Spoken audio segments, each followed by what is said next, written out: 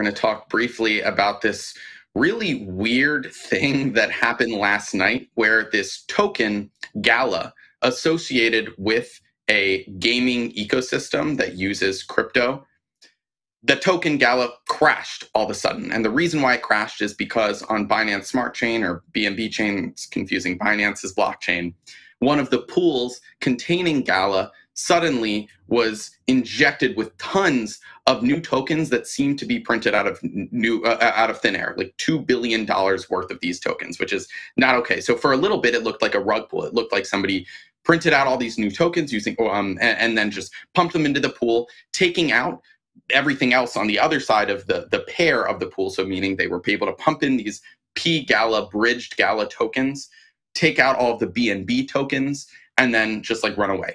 But in reality, what we're hearing is that the folks who set up the bridge that was supposed to bring Gala from one blockchain, from Ethereum, to the Binance chain, that bridge provider were the ones who themselves printed those 2 billion tokens because they noticed that there was a problem with their tokens on Binance's chain. There was a problem with their bridge, so all of the quote-unquote P-Gala wrapped tokens on Binance were screwed up. So they printed all these new tokens, they drained the pool. Now they have all of these BNB tokens themselves that they say they're going to redeploy into new pools that are fresh, have a new version of Gala. They say they took a snapshot of what the pools used to look like, and they're going to give users their balances. But it's a screwed up story because the price of Gala shot down because people didn't realize what was going on. Most people aren't on crypto Twitter. Most people, I mean, it's also a gaming thing. Like, I don't know how many people are, aware of what's going on here. So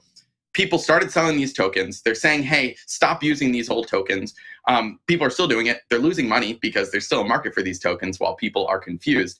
It's also unclear how or why we should trust this bridge provider to inject this capital that they printed into these new chains. Right now, they call it a white hat attack on themselves. It's very confusing. It's not good practice. It's even confusing to me as a journalist. I'm curious to hear your take. Like, what did they do wrong, and what does this show us? Will?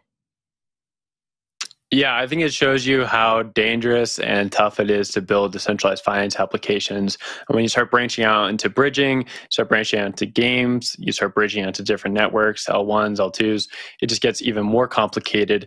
And that's where you have problems with the finances, right? Where the price can move around. All these things exist on secondary markets where they can move at the whim of any notion, right? It could be Twitter, it could be Reddit, it could be someone just looking at the information itself and performing an arbitrage trade. And that can hurt everyone else who's using the system. When it comes to bridging, that's been very tough for a lot of any ecosystem, just to be honest. Ethereum, all the way down the stack, we're seeing problems with bridging where people don't quite know how to get these bridges to work or function correctly. And that can lead to a lot of problems, especially in this instance where you have two tokens trading on this bridge, supposed to swap fairly against a market price, and one slips. For whatever reason, here in this case, it looks like the bridging team was trying to actually protect the network, and they ended up hurting the network and hurting a lot of investors out there. I think that tells you how early it is for bridging technology. I think it also should give a little pause to some of the builders out there and maybe don't test and prod for some of these projects because you are losing people a lot of money. I don't know if you're going to listen to that because that's never been the case for any DeFi developer, but bridges seem to be a little bit more touchy than most people are willing to admit. David, over to you. One could argue that all of crypto is testing and prod, I think. Radical anyway. proposals here from Will. Controversial hot takes. Don't test in production. I don't have a whole lot to add to Will, except that this is like entry number 235 of bridges are a problem. And the fact, to emphasize what Sam says, right? And Sam, correct me if I'm misreading, but you're saying it is not the administrator of the token itself who was responsible for this. It was the bridge provider, that is the designer of the architecture that connected two different systems, who unilaterally, it sounds like, made this decision.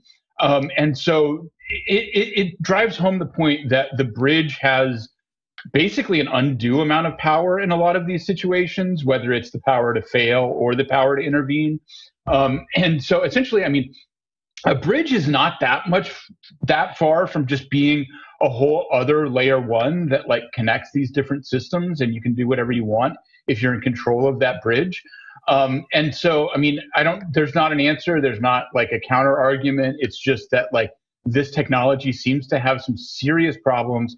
And, if somebody really wanted to make a revolutionary change while we're here sitting in this bear market, let's figure out an alternative or, lay down some real best practices about how we should move away from this basic architecture, which just is the source of, I think, basically the vast majority of the hacks and failures that we see. I think Will has one last comment and then we'll be moving on. No, I think you nailed it there. This is confusing stuff. And yeah, probably people shouldn't test and prod, but they're going to do it anyways. So we'll just let that idea float out the window because no one's going to listen to it anyways.